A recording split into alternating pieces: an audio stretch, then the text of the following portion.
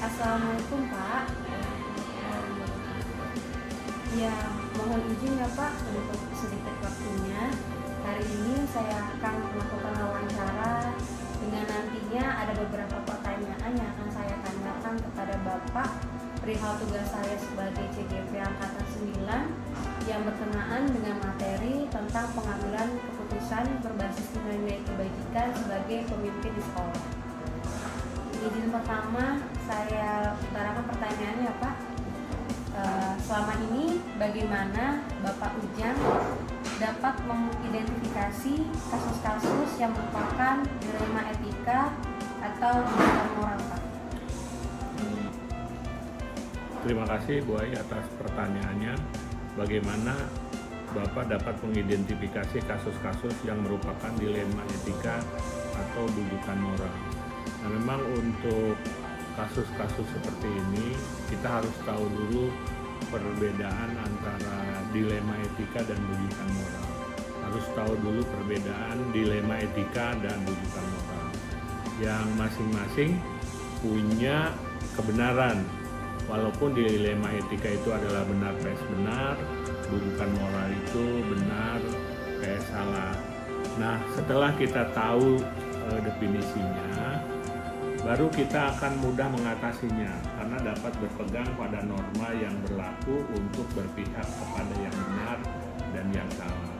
Nah, sehingga kita akan melibatkan banyak perasaan ya untuk mengidentifikasi itu. Jadi memang kita harus tahu dulu perbedaannya itu. Ya, memang agak sedikit membingungkan ya Pak kalau untuk masalah urusan dilema etika ini. Baik Bapak, untuk selanjutnya pertanyaannya, selama ini nih Pak, bagaimana sih sikap Bapak menjalankan pengambilan keputusan di sekolah Bapak, terutama untuk kasus-kasus yang dimana ada dua kepentingan yang sama-sama benar nih Pak, atau sama-sama mengandung nilai kebaikan, seperti apa Pak? Untuk kasus-kasus di mana ada dua kepentingan yang sama benar atau sama-sama mengandung nilai kebaikan, biasanya umumnya kita didasari pada 3 prinsip cara berpikir, yaitu berbasis hasil lahir, berbasis peraturan, dan berbasis rasa peduli. Nah, ini pun tidak hasil pemikiran sendiri, tetapi biasanya kami di sekolah selalu melibatkan tim manajemen sekolah untuk mengambil keputusan itu. Dan jika memang sudah mentok, ya paling kita ambil suara terbanyak. Voting ya Pak? Iya. Baik Bapak, berarti semua elemen sekolah itu dilibatkan ya Pak? Ya, dari pimpinan sampai dengan ke guru ya Pak? Ya. Baik. Kalau begitu langkah-langkah atau prosedur seperti apa sih Pak yang biasa Bapak lakukan selama ini yang tadi Bapak sebutkan salah satunya ya Pak? Terus ada lagi kah Pak langkah atau prosedurnya? Biasanya kita mengenali dulu nilai-nilainya. Saling bertentangan, lalu menyaring mana yang berhubungan dengan etika, sopan santun, dan norma sosial. Kemudian tadi tentukan pihak yang terlibat. Kemudian kumpulkan fakta-fakta yang relevan. Kemudian pengujian benar atau salah menggunakan uji regulasi, uji legal, uji standar profesional, dan sebagainya. Baru setelah itu kita akan membuat keputusan. Baik Pak, kalau begitu kira-kira hal apa saja yang selama ini Bapak anggap efektif dalam pengambilan keputusan pada kasus-kasus dilema etika Pak, terutama di sekolah ini? Selama menangani kasus yang Bapak anggap efektif dalam mengambil keputusan itu tentunya adalah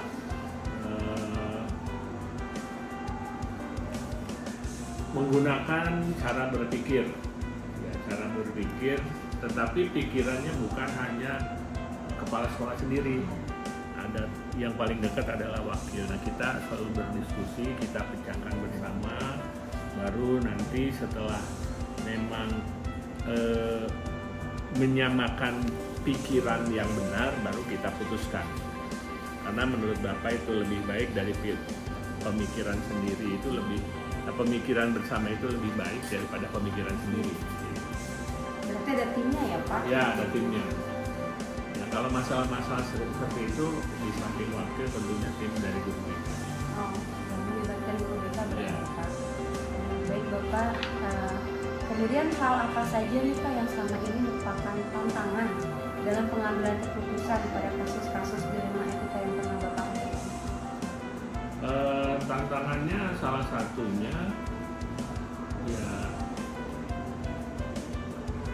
korban tidak mau terbuka secara gamblang. Nah itu kadang-kadang kita dalam menyelesaikan suatu kasus juga agak sulit kalau tidak terbuka. Makanya kami di sekolah mendorong para siswa jika bermasalah itu harus terbuka. Kalau tidak terbuka, nanti dalam penyelesaiannya pun kita tidak tepat sasaran. Sehingga kami selalu menyarankan untuk terbuka. Apapun yang terjadi, sekecil apapun terbuka. Sehingga kita bisa mengidentifikasi dan mengambil keputusannya tidak salah. Kadang anak-anak memang suka takut ya Pak. Ya, itu. Jadi kita kesulitan sendiri untuk menganalisis kasusnya. Iya. Ya baik Bapak. Selanjutnya, apakah Bapak memiliki sebuah takaran atau jadwal tertentu dalam sebuah penyelesaian kasus dilematika? Apakah Bapak langsung menyelesaikan di tempat atau memilih sebuah jadwal tertentu untuk menyelesaikan? Kalau itu bentuk atau prosedurnya seperti apa Pak? Jadi kasus-kasus tertentu kalau yang sangat urgen, memang kalau ada temuan kita langsung adakan penyelesaian kasus. Jadi kita tidak tunggu jadwal sendiri. Jadi kita selesaikan, nah, kemudian berharap dengan adanya tindakan yang cepat kasus itu tidak begitu meluas. Juga tentunya seperti tadi kita menyelesaikan tidak sendiri dengan tim, sehingga apapun yang diambil dalam penyelesaian kasus-kasus itu dalam pengambilan keputusannya insya Allah sudah benar karena memang melibatkan banyak orang, jadi subjektivitasnya kita hindari. Berarti secara langsung ya Pak, biar nggak menyebar luas dan nggak larut-larut ya Pak. Baik Bapak, adakah seseorang atau faktor apa yang selama ini mempermudah atau bisa dikatakan membantu Bapak dalam mengambil keputusan dari kasus-kasus ini? Tadi Bapak sudah katakan memang kita menyelesaikan itu dengan tim. Nah kalau memang masalah-masalah tentang dilema etika, yang tentunya tim ini di samping wakil juga ada guru BK yang selalu bersentuhan dengan anak-anak. Bersentuhan artinya sifat dan karakter anak itu pasti guru BK akan tahu, sehingga akan mempermudah dalam menyelesaikan kasus. Berarti sini juga ada keterlibatan wali kelas ya Pak? Ada. Nah, yang terakhir nih Pak, dari semua hal yang telah disampaikan tadi, pembelajaran apa yang dapat Bapak petik dari pengalaman Bapak sendiri nih dalam mengambil suatu keputusan di dilema etika ini? Ya, jadi memang untuk mengambil keputusan memang tidak mudah, tapi tidak mengambil keputusan akan membawa ke situasi yang lebih buruk. Itu kan dilema, sehingga kita yang bergerak di bidang pendidikan akan diuji ketika harus mengambil keputusan. Nah, dalam mengambil keputusan itu tentunya seperti yang tadi sudah dikatakan, memang ada langkah-langkah, jadi tidak langsung kita putus, dan juga kita membicarakan dengan tim manajemen sekolah. Plus kalau sudah tim manajemen kan berarti di situ yang paling dekat dengan siswa adalah wali kelas. Kalau wali kelas kan guru BK, baru dengan wakil. Dan tentunya kita berharap pengambilan keputusan ini sudah baik karena kita lalui prosedurnya dengan melibatkan banyak pihak dan tentunya yang dekat dengan siswa. Saya kira itu jawabannya. Baik Bapak, terima kasih saya ucapkan sudah bersedia saya wawancara di sela-sela kesibukan Bapak. Dan dari wawancara saya hari ini saya jadi mendapat ilmu baru nih Pak dari Bapak selaku kepala sekolah dalam mengambil sebuah keputusan dari sebuah permasalahan yang ada di sekolah, yaitu dengan melibatkan tim yang dimana terdiri dari Bapak sendiri, ada guru BK dan juga wali kelas. Sekali lagi saya ucapkan terima kasih Pak, salam sehat selalu, sampai bertemu lagi Bapak, terima kasih.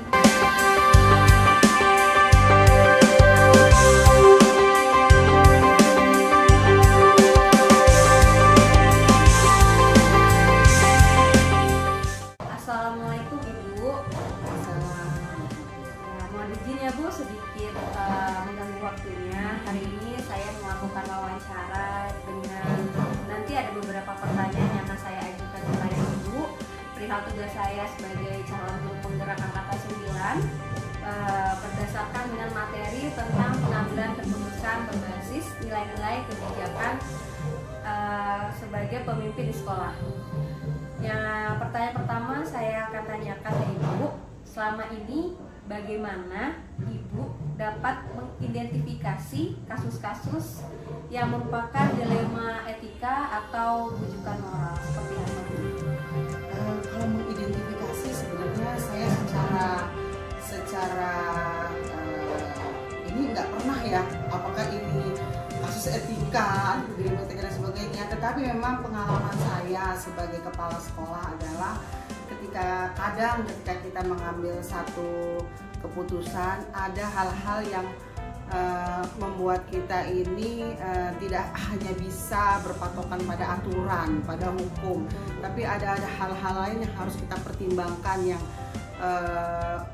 mungkin diantaranya tadi nilai-nilai kebajikan dan sebagainya, itu yang menurut saya atau pengalaman saya selama ini. Berarti masih dengan aturan, tapi kita kembali lagi ya Bu, ada sisi moralnya, perasaannya gitu ya Bu ya. Baik Ibu, yang berikutnya selama ini nih Bu, bagaimana Ibu menjalani pengambilan keputusan di sekolah Ibu, terutama untuk kasus-kasus di mana ada dua kepentingan yang sama-sama benar nih Bu, atau sama-sama mengandung nilai kebajikan? Kalau kasus seperti terjadi, saya biasanya lebih melihat apakah keputusan yang saya ambil ini lebih banyak bermanfaat untuk orang banyak.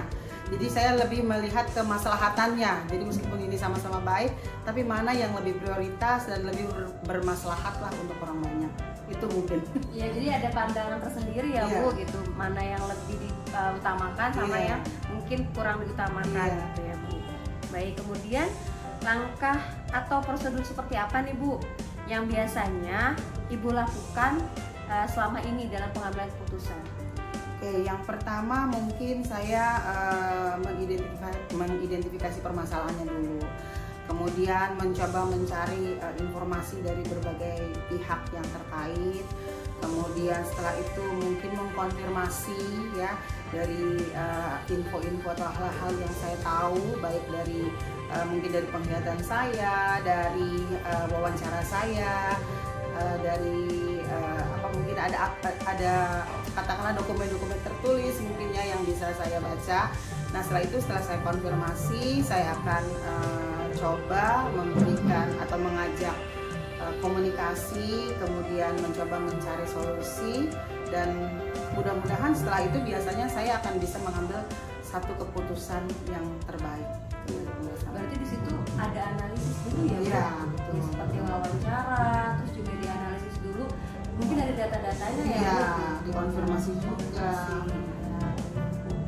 Kemudian, nih Bu, hal apa saja yang selama ini menurut Ibu anggap efektif dalam pengambilan keputusan?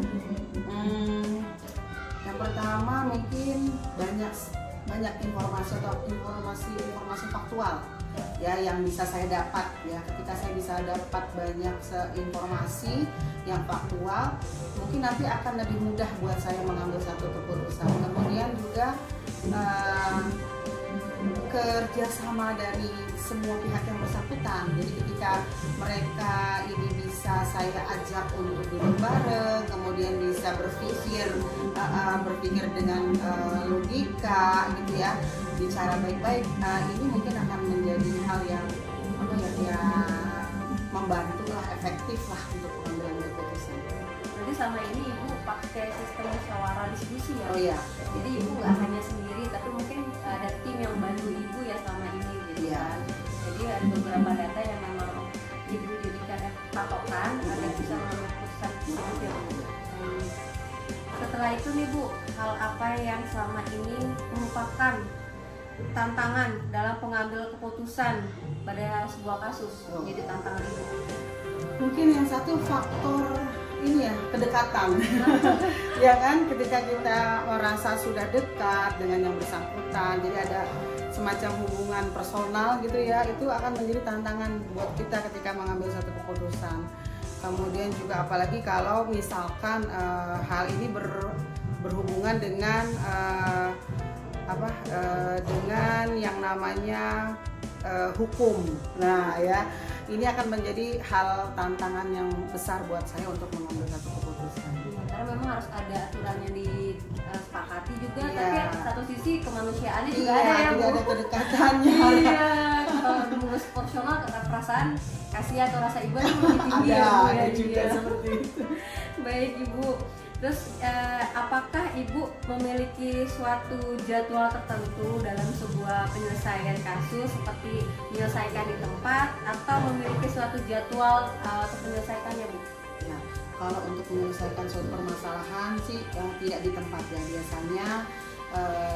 biasanya pertama saya lakukan adalah mencoba mencari info sebanyak-banyaknya, dan itu butuh waktu. Nah setelah itu mungkin saya berikan jadwal untuk mengkonfirmasi gitu ya kepada yang bersangkutan. Jadi setelah itu kalau memang setelah dikonfirmasi permasalahan selesai ya alhamdulillah. Tetapi jika memang butuh waktu lebih banyak, maka saya akan menjadwalkan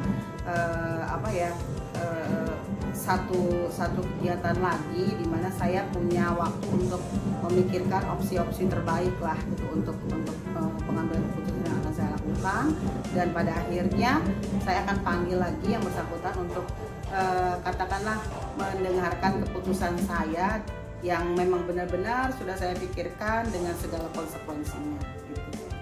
Berarti selama ini ada proses yang berjalan ya Bu? Iya. Jadi nggak langsung tapi memang ada proses Ada. tahapan-tahapannya. Baik Ibu. Kemudian ada nggak nih Bu seseorang atau faktor apa nih yang selama ini mempermudah atau membantu Ibu dalam mengambil suatu keputusan? Oh, ya kalau seseorang itu saya biasanya berdiskusi dengan Bapak Kasatlantas dan Ibu pengawas yang ada di kecamatan, karena beliau adalah katakan selain sebagai atasan juga sebagai pembimbing gitu ya, dan alhamdulillah mereka semua adalah orang-orang yang bisa saya ajak untuk berdiskusi dan memberikan masukan serta saran atas semua permasalahan yang ada di sekolah.